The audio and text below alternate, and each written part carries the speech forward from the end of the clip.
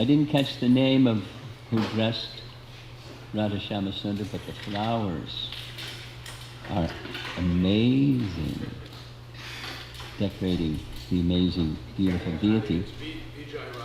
Vijay Radhe. Beautiful. Huh?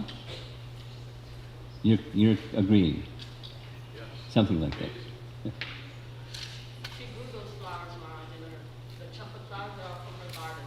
From your home garden. From her garden. Your own farm garden.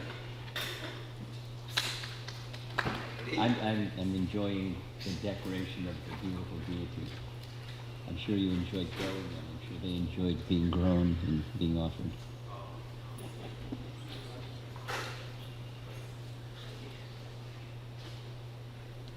It's one of those things that when you offer something that's produced from nature, that which the entity that produces that which is offered to Krishna gets spiritual benefit too.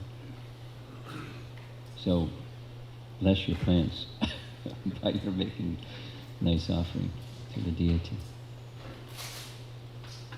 Om Namo Bhagavate Vasudevaya. Om Namo Bhagavate Vasudevaya. Om Namo Bhagavate Vasudevaya. Om Namo Bhagavate Vasudevaya. Om Namo Bhagavate Vasudevaya. Om Namo Bhagavate Vasudevaya. Text 33, right? Yes? Yes. Yes, okay. Nahyatonya Shiva Panta Vishata Samsrita Viha Vasudevi Bhagavati Bhakti Yogo Yato Bhavet Nahyatonya Shiva Panta Vishata Samsrita Viha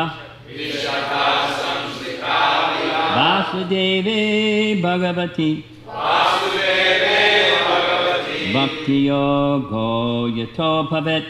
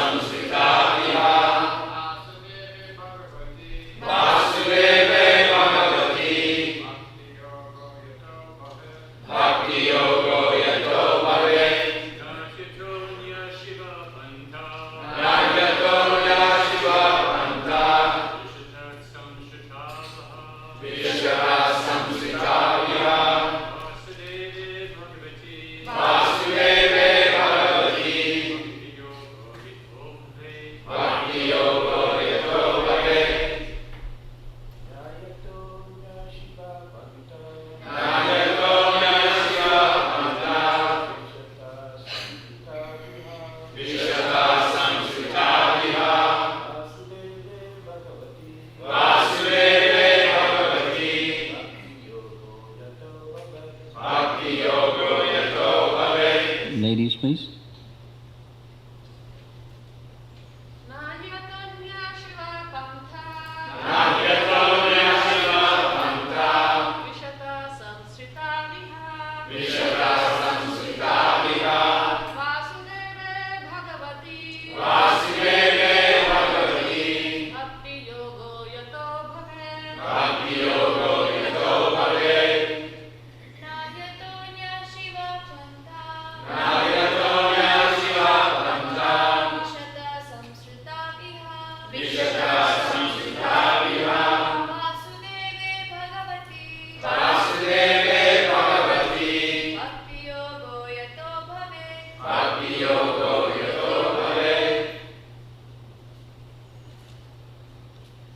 No. Never. He. Certainly. Attaha. Beyond this. Anyaha. Any other. Shivaha. Auspicious. Pantaha. Means. Vishataha, wandering, Sangsritao, in this material world. Iha, in this life. Vasudevi, unto Lord Vasudeva Krishna. Bhagavati, the personality of Godhead. Bhakti Yoga, direct devotional service. Yattaha, wherein. Bhavet, may result in. Translation: for those who are wandering in the material universe, there is no more auspicious means of deliverance than what is aimed at in the direct devotional service of Lord Krishna. Purport by Srila Prabhupada. As will be clarified in the next verse, devotional service or direct bhakti yoga is the only absolute and auspicious means of deliverance from the grip of material existence. There are many indirect methods for deliverance from the clutches of material existence, but none of them is as easy and auspicious as bhakti yoga.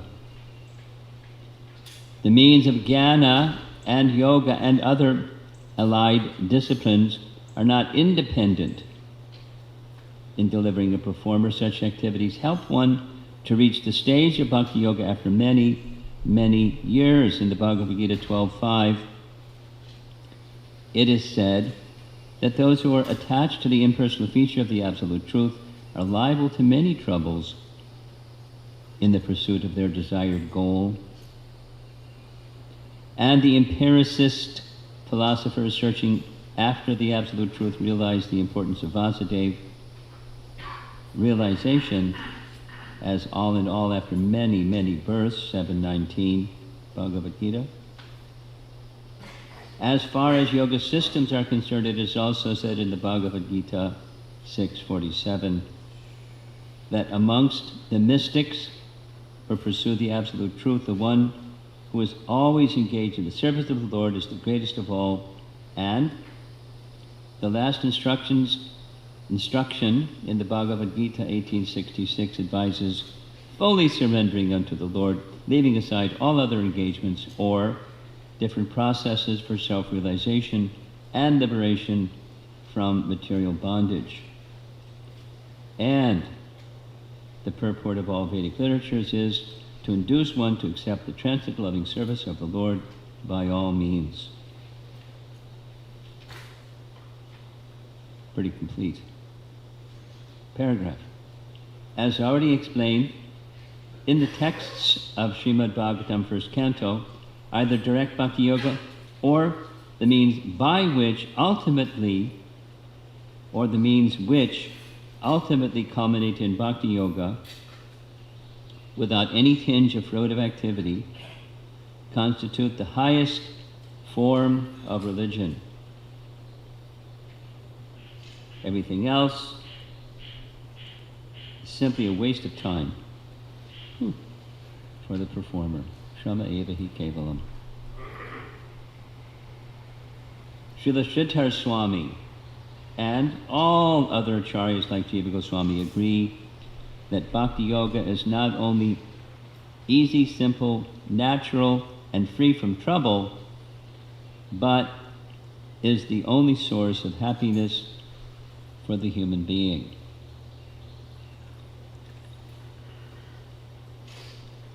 The chapter is coming to a close, a few more verses, and let's just revisit what these first three chapters are responsive to. The first three chapters are responsive to the two questions at the end of chapter 19 of Canto 1. Shukadeva Goswami is being asked, what's the duty of one who is about to die, and what is that subject matter that one should hear, chant, and remember always? and then the 3 chapters are taking one. The Maharaj Parikshit is certainly learned, so he doesn't need the introduction, but the introduction is there in chapter 1 for those of us that aren't learned, to explain meditation on the universal form, then meditation of the Paramatma feature, and meditation of the Bhagavan feature, or not just meditation upon, but engagement in devotional service to the personal feature. So this is the transition, or preparing the way for the 3rd chapter, devotional service, change in heart. And to repeat, there have been indirect methods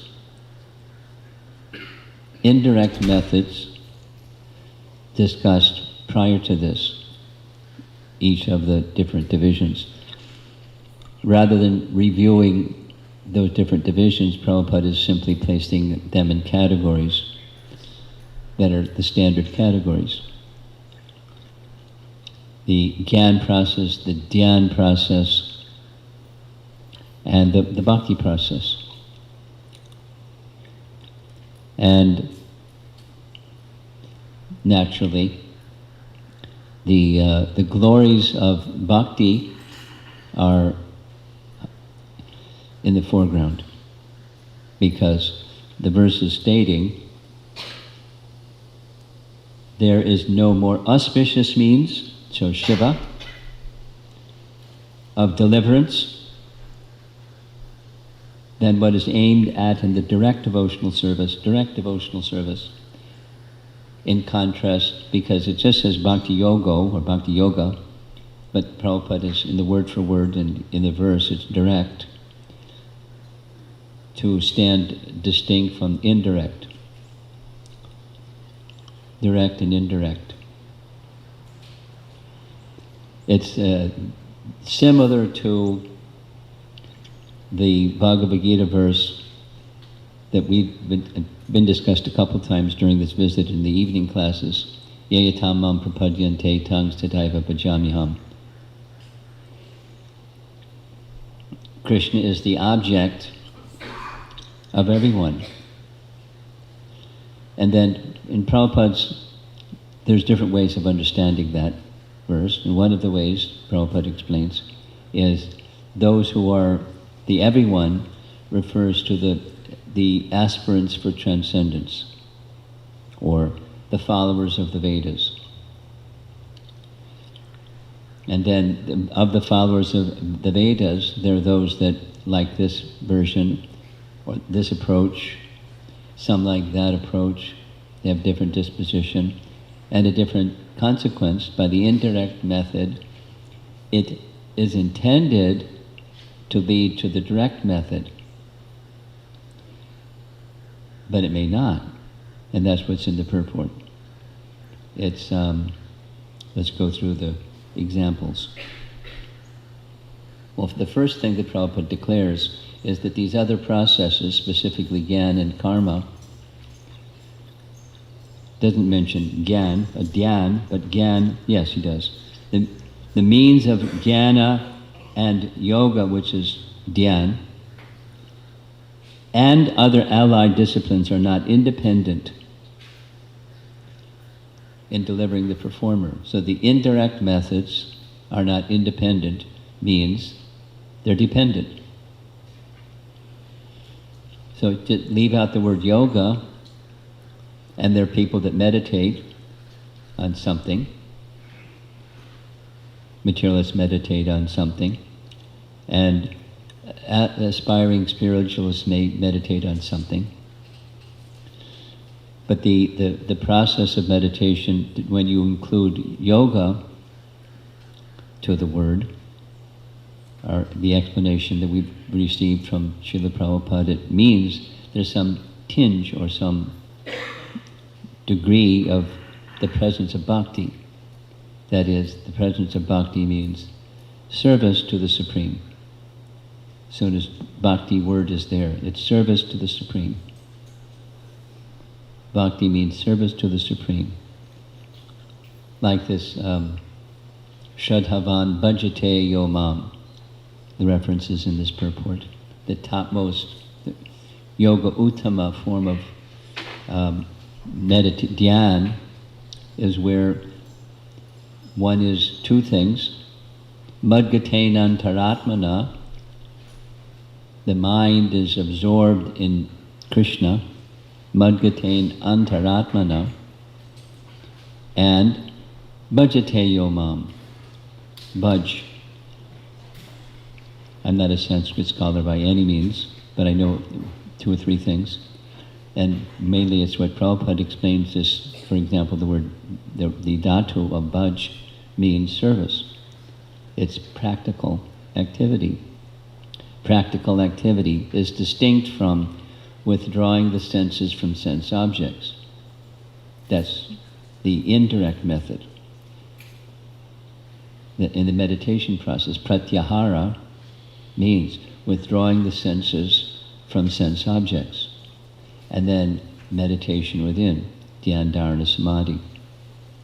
But bhaj means practical activity, extending the senses into the object of the senses, the field of prakriti, and engaging prakriti in the service to the Supreme. So this is para-bhakti.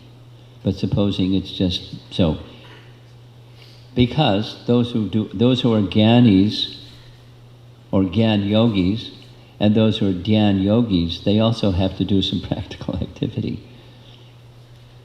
Have to do some, just to sustain the body. They have to do some practical activity. Some part of their life, if not part of their day. So then how do you engage in relation to the Supreme? Some element of attaining the Supreme through practical activity. Because dhyan, or the cessation of extending the senses into the field of activity, is withdrawal. It's the practical activity is now within. It's the mind, which is also an activity.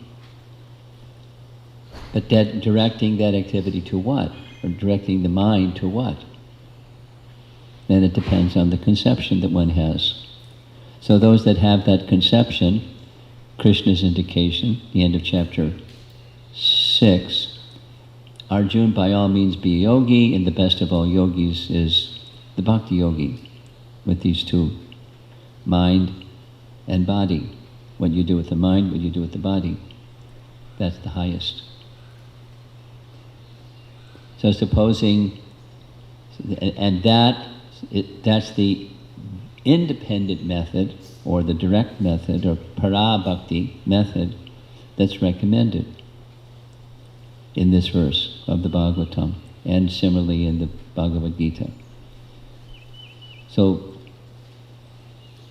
in a little checklist, Prabhupada is making references to passages from Bhagavad Gita, statements by the topmost authority, Krishna, in the different yoga systems. So, klesho dikataras tesham avyakta sakta chetasam. There's lots of those who are trying to bring their attention to the unmanifest. There's lots of trouble. That's the reference. In Bhagavad Gita, those who are attached to the impersonal, they're liable to many troubles in the pursuit of their desired goal. Then in the path of Gyan, many births, and there's no guarantee. You just follow that many births process. There's no guarantee that you're going to stay with it. And if one does stay with it, and if one is successful in it after many births, then one comes to the bhakti conclusion, Vasudev Sarvamiti, and then they surrender. Prabhupada made Krishna consciousness so simple for the simple, and there's details, and there's more details, and there's more details for those that like details. But the very simple, we all know. If someone is told to touch their nose, there's the direct method, and then there's the indirect method. And it's troublesome. I mean, it's doable, but the end is the same. You touch your nose. So you can do it indirectly or you can do it directly. So the dhyan process or the yoga process, dhyan yoga process, or the gyan yoga process, they're indirect and they're troublesome. And there's no guarantee that one's going to cross the finish line, because there's lots of distractions, especially in this age. It's like abundant, too much disturbance and distractions. And the last instruction in Bhagavad Gita is let go of all these other processes and just take this one process. Take shelter of Krishna. And then finally, and the purport of all Vedic literatures is to induce one to accept the transcendental loving service of the Lord by all means, which is a way of saying that the purpose behind all the Vedas is this one purpose. Now, persons that don't know the purpose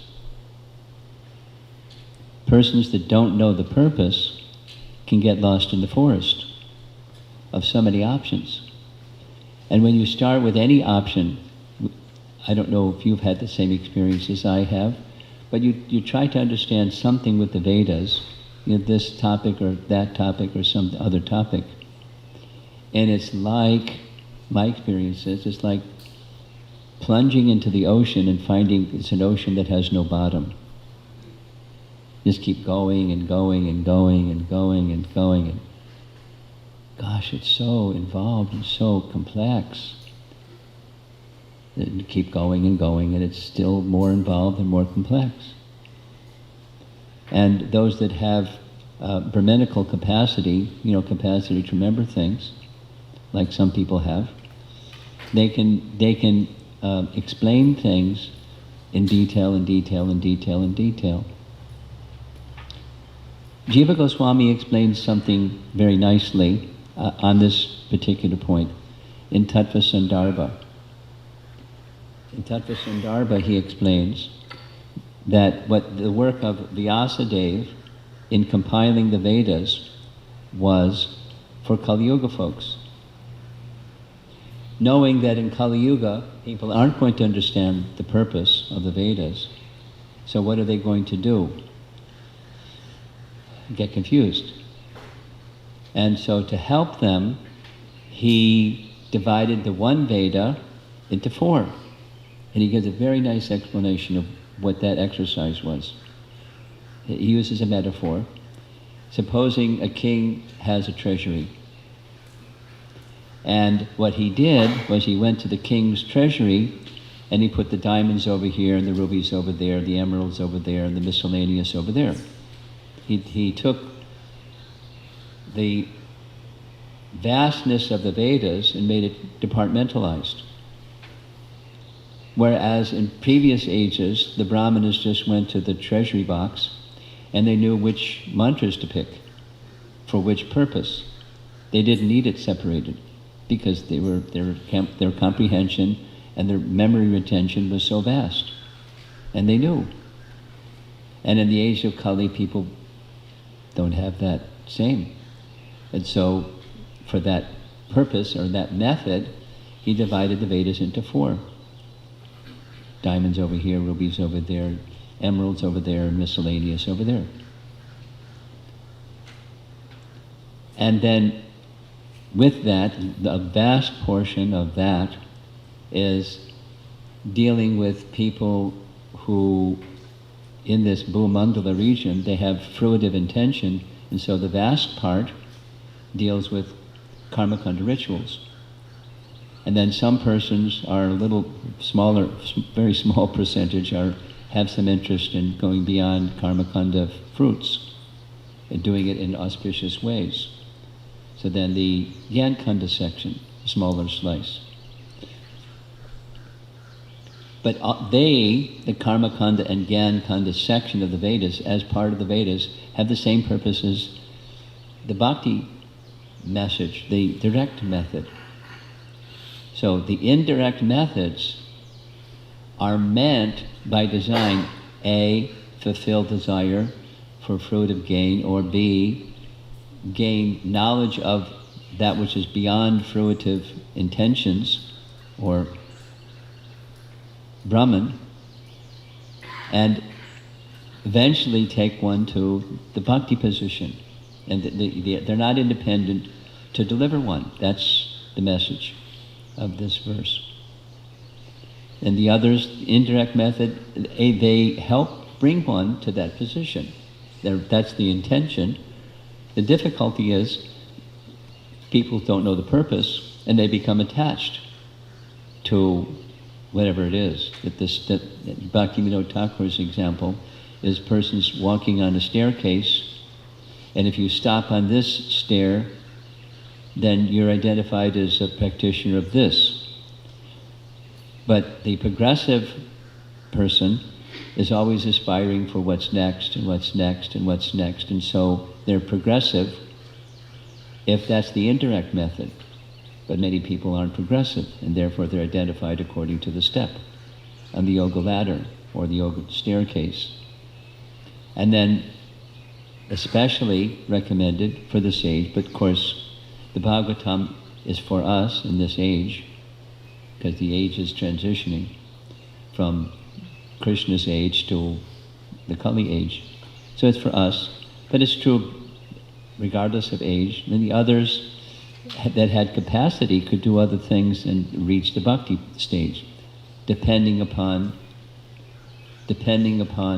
contact with someone that is carrying bhakti, and then they can keep moving. And then they can keep moving.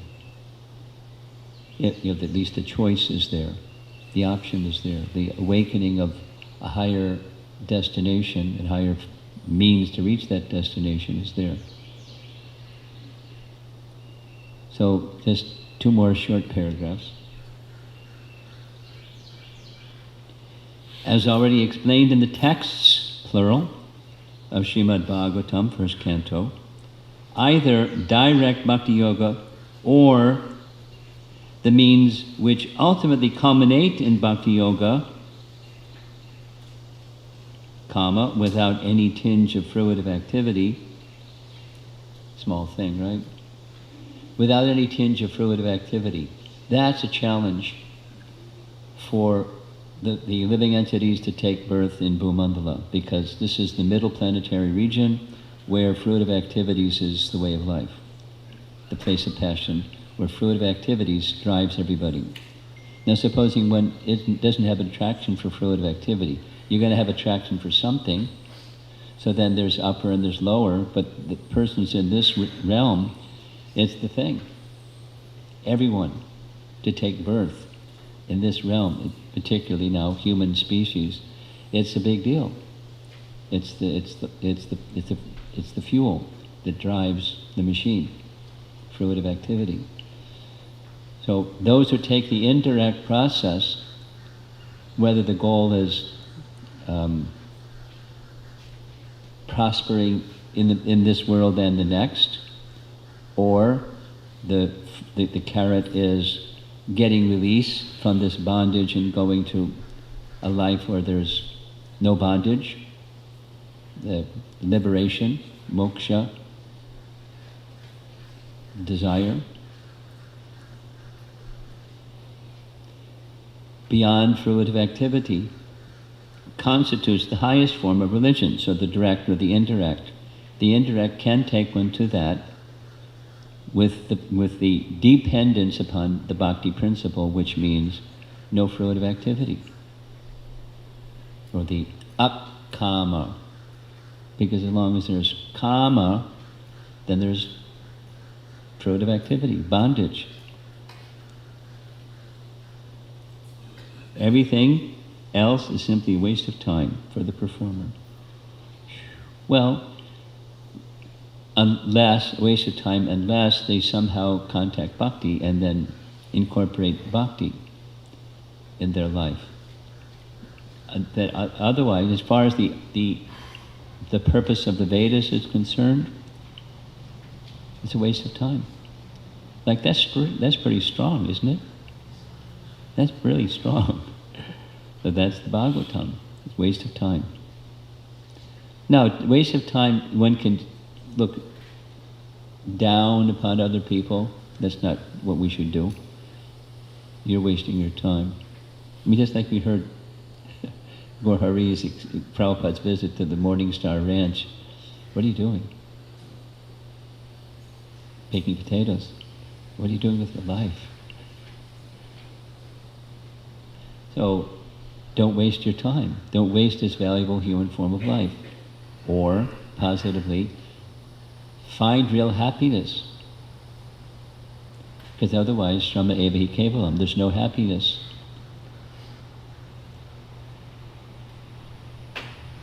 Finally, Srila Sridhar Swami and all the other acharyas, like Jiva Goswami, agree that Bhakti Yoga, there's several features.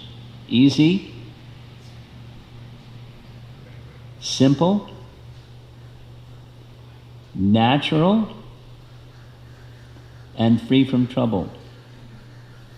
Okay, so you all should know that your life should be free from trouble because you're doing Bhakti Yoga, right? And then if you're getting trouble, there's something wrong with the Bhakti process, right? Because, like somebody was asking yesterday, I'm not feeling I'm making progress. I was thinking some more about that question. I feel like I'm not making progress. Is there something wrong with the process, or something wrong with how we're applying ourselves to the process? Or do we have our anchors down while rowing the boat? Are we attached to the temporary while applying ourselves to the bhakti process? So this is the bhakti in so many different ways. Bhakti Siddhanta likes this one, so give some reference. We should look within. This is the introspective bhakta looks within. What's holding me back? What is it that I'm attached to? And you start looking through the lens of scripture, what I'm attached to, and you'll find lots of stuff. Or because I just gave this nice seminar, a seminar on this nice writing of Raghunath Das Goswami, his path is an internal path, and he looks inside. He's advising, he's instructing his mind, which means he's instructing us to instruct our mind, to look within and see stuff. And, this variety, that variety, the other variety, and sub-varieties of those varieties, because that's what's holding us back. So the cleansing, it happens naturally, one can say. The abhadras, or anarthas, or different terms, the unwanted things, have the potency of bhakti is there to cleanse those things. And does it happen automatically? If automatically means mechanically, then no. And if it happens devotionally, because bhakti has become awakened, then you'd follow Raghunath Das Goswami, who was instructed by Srup Damodar on this internal path of achieving prema. And you follow Srup Damodar, and you follow Raghunath Das Goswami, and those who have similarly applied this process, and there's progress. It may be gradual, because we have the anchor down. We have affinity for matter in different ways. And the affinity for matter starts with the sound vibrations we hear, according to Raghunath Das Goswami, and it makes sense. Desire arises from the sound vibrations we hear, or the other way, to cleanse, hear sound vibrations. And of course, hearing sound vibrations in a qualitative way, where, the Adau Shraddha principle is active. And then when you do sadhu sangha and hearing spiritual sounds, it becomes awakened. That desire, the Shraddha, means to connect, to come to know, or Brahma Jigyasa, inquisitive to know the absolute truth. So, that's a life that's free from trouble. It's internal. And then when external trouble comes, it's not the same. That is to say, the happiness within overcomes all the troubles. And if we don't have that happiness within, troublesome experience of life. So not only is it easy, simple, natural for the soul, and free from trouble, but it is the only source of happiness for the human being. And then that's a nice topic. What's happiness? And the happiness is, in really simple language, is to know who you are. And to know who you are includes knowing what your relationship with Krishna is, because that's part of who we are.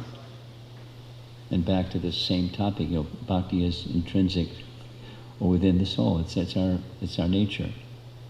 And when we return to what is natural for us, that was one of the four, the first part of that sentence, it's natural for us, then we feel happiness.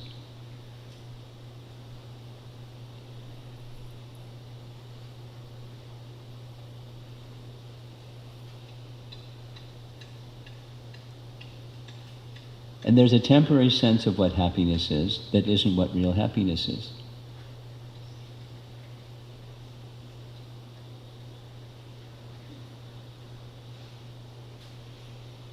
My thought is going to, in the course of visit in Florida, young couple, wife is pregnant, the mother of the son came to be around, to be in service for her daughter-in-law.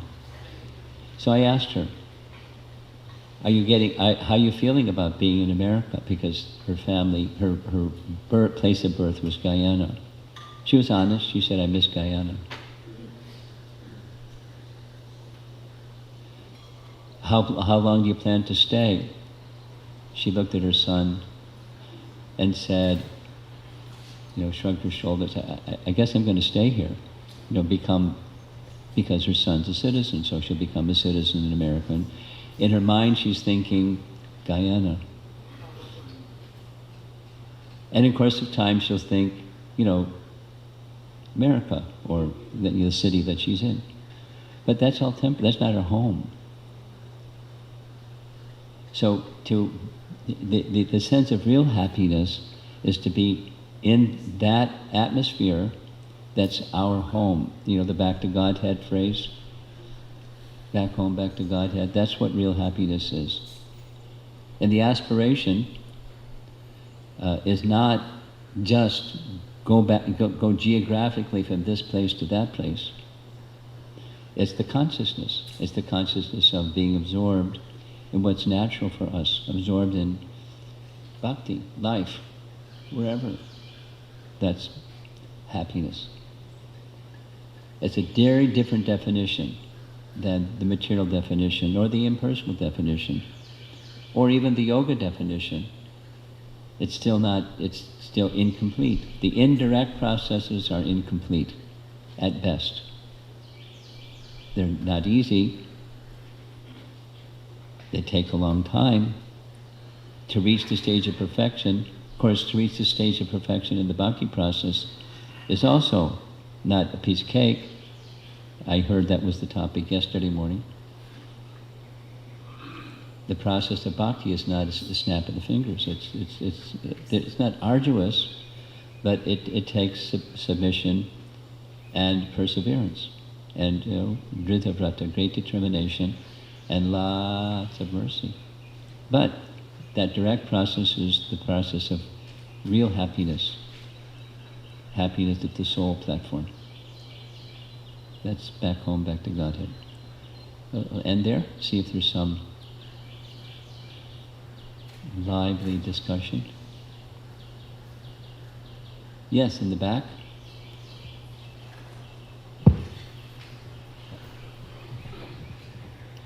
Hare Krishna Maharaj, welcome, and thank you for the nice class.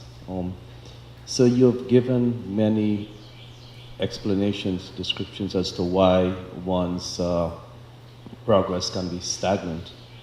not quantity, not making progress. So I'm just wondering if this scenario is in any of those categories that generally a devotee tend to say, well, I'm not making progress.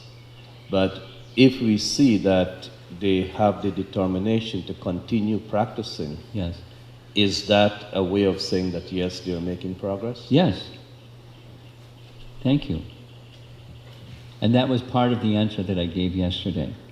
The very fact that you feel you're not making progress, but you're continuing to try to progress, that's progress. And Krishna will recognize. And so from our side, we can amplify, ramp up our effort and call for mercy. And we just keep doing that. There's other options. You can become complacent, you can become frustrated, you become disturbed or whatever it is. There's lots of other options, but if you continue with that, the answer to your, and response to your question is yes, that's progress. And one will progress further by that continued effort. But these two things always try to increase. In the effort department, don't become stagnant or complacent in the effort department. I'm okay. And call for mercy with more reaching out and calling for mercy. How's that? Yes, thank you, Maharaj. Thank you very much. A very clear answer. Behind you? Hi, Maharaj. There's originally, the Bhagavad Gita said that they're called Trivedi or Chaturvedi. The three Vedas were there, and ritualistic ceremonies were recommended, and/or worshiping various gods to achieve different accomplishments. But you're saying all these endeavors are considered useless or waste of time. So why are they being offered and as an authority, as from the Vedas, to do these kind of things to fulfill your desires? And at the ultimate end, it's all waste of time. Well, I said it before, but I'll say it again. It's not a waste of time if it leads to progression. And if it doesn't lead to progression, it's a waste of time. Because waste of time, the definition of what's the proper use of time, is to reach the goal. The goal is not this or that. The goal is to reach the goal, to know Krishna. The purpose of the Vedas is to know Krishna. Supposing that is not part of the program, it's just ritualism. That's a waste of time. However, the indirect processes, when connected with bhakti, can serve to help prepare one for becoming fully dedicated to bhakti. But there's no guarantee. But if it does make one more connected to bhakti, then it's not in the category of waste of time. Is that okay? Okay. Someone else? On the ladies' side? Over in the corner?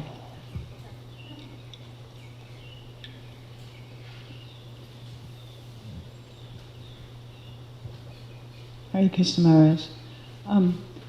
I was thinking about that akama sarvakama ba verse that you Yes. referenced, and it seems almost impossible. I don't I mean, that if you're full of material desire, or if you have the desire for liberation, just apply yourself one-pointedly to bhakti, but you said the definition of bhakti is to have no material desire, so it seems almost impossible. Can you Sure. explain? I'm just waiting for you to conclude. Okay. In this world, there's those that want and those that want to be free from wants. That's everyone. And those that have either of those two categories, it's not that they're going to start with Tivra Bhakti, they're going to start with something. But those that make progress with the want or liberation desire, if they connect with Bhakti, they can eventually come to Tivra Bhakti and then achieve perfection. There's the starting point and there's the transition and there's the mature stage. So Bhakti is the answer for those two categories. And it may, and if it does, come to the Tivra Bhakti stage, that's perfection. Someone else? Yes, Maharaj, thank you. So our endeavor is one factor, and calling for mercy is the other. Exactly. I remember Gaura Govinda Swami would say these temples are crying schools. Yeah? You heard that? I haven't. Crying. And I've heard several things during this visit in Alachua that I never heard before. The backdoor key one is another one. To bring out our crying in our chanting, in our crying for service for Krishna, you know. Okay.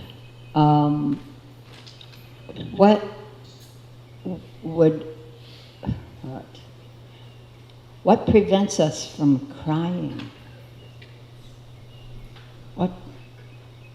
Or Calling out, let's make it a little softer, calling out. yeah. Pride? False ego? Sense of doership? In the strong sense of doership, false ego, I don't need help.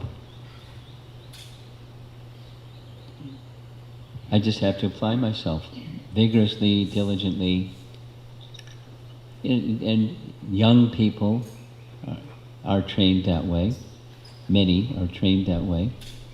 Just to keep working hard. You can do it. And in parenting, that's part of how children learn that value. They just support and reinforce it. So it's just conditioning. Our material conditioning, false ego and doership. Those are two categories, or probably further ones one could point to. I don't need help. Yeah. Hare Krishna. Thank you very much, Maharaj, for coming here, and we really enjoyed your classes so much.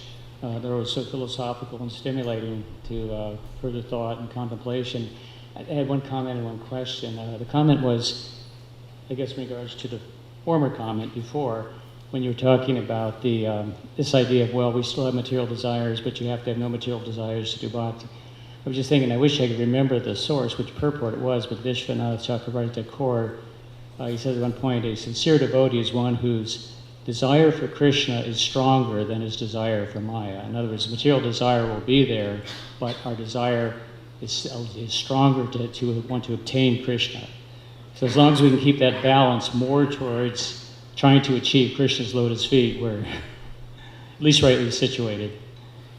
And so that was the comment. Question I had for you. This was just a kind of a factual question. You had mentioned doing a seminar based on Raghunath Das's work. I wasn't aware of that when it sounded fascinating about the internalization of Krishna consciousness. Do you know which works did you base that on, or could you tell us? I don't want the whole seminar right now. The book is Manashiksha, and it's based upon Bhaktivinoda Thakur's commentary on Manashiksha. Just quickly, in his commentary on Manashiksha, Bhaktivinoda Thakur writes that Swarup Damodar gave two paths, an exoteric and esoteric, an external and internal. and the exoteric he gave to Vikreshwara Pandit, and then etc., etc. And in the esoteric, Damodar gave to Raghunath Das. And the writing of Manashiksha is the esoteric or the internal path of reaching the highest stage of bhakti. And so that's what he calls it, a padati, a step by step. Padati. So here's an online question, I guess. Is there any example of a grahastha devotee in our scriptures who struggled while dutiful performance of devotional service, but achieved Yenatma Suprasidati stage? That was part one. How this stage feels while living in this material world? Well, a really, easily reached example is our founder Acharya when he was a grahastha, and Bhaktivinoda Thakur, who made this commentary on, the Manashiksha and so many other 100 books. They went through troubles. It wasn't a cakewalk. In many ways, obstacles, in many ways. So that was this question here. And what is it? What does it feel like? Well, one acknowledges the material world is what it is, and one deals in practical terms with what it is. And internally, there is full faith in Krishna and the bhakti process. So you have something further, Vedapati? One more question and we're going to end. Oh, another question.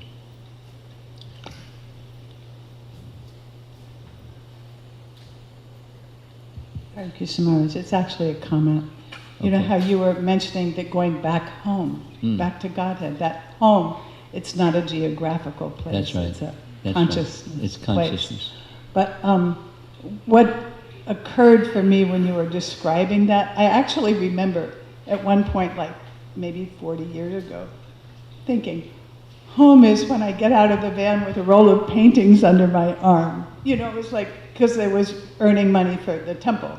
And then last night when we were celebrating Gaurhari's life, I had gotten in touch with people who used to live at Gitanagari when he was there, and that was such a home, such a feeling of community. And then last night, the celebration itself, or the memorial for Gaurhari, so many devotees and his family, it was just like, it really felt like this is a family, this is a community. There's so many varieties. There's humor, there's, his business acumen, so many funny, anyway, it really felt like home. And I thought how Prabhupada has made these temples outposts for learning to cry and learning to laugh and learning to care about one another, which is like practice. So I just wanted to thank you for mentioning consciousness in relation to home.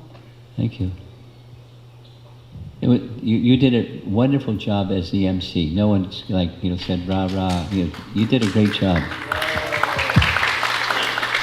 Because your heart was in it. This devotee in the green shirt has something. And this is our last point. Oh, you have, okay. Thank you, Maharaj, for wonderful class. My question is on Karma Yoga and Bhakti Yoga. So the way I understand Karma Yoga is, whatever you are doing, yat karoshi, offer to Krishna and forget about it. And just don't, forget about it means, you don't expect any results or any outcome of it. You just offer it like what Arjuna did. He fought for Krishna and, he didn't care whether he's going to win or not win. That's how I understood Karma Yoga is.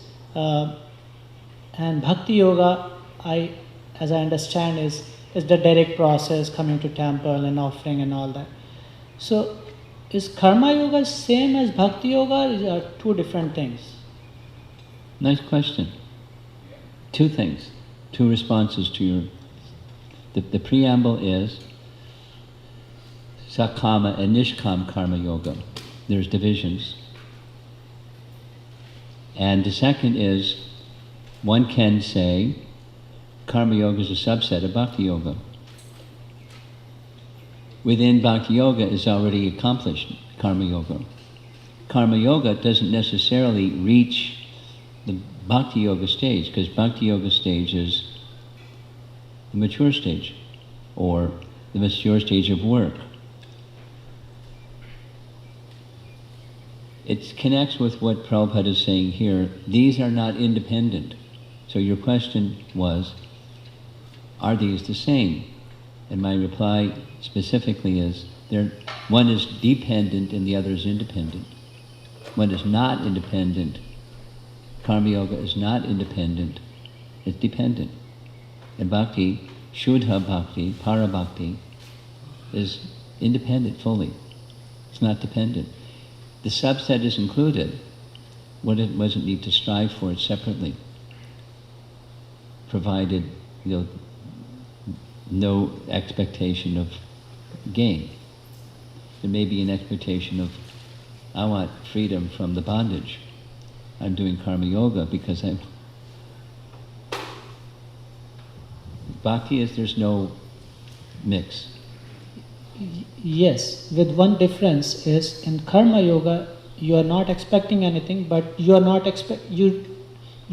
also not expecting the prema, Krishna prema. You don't know about the Krishna prema, whether you're gonna get it or not get it. You're just doing your job, you offer to Krishna, and that's it. Maybe you want freedom from bondage or moksha.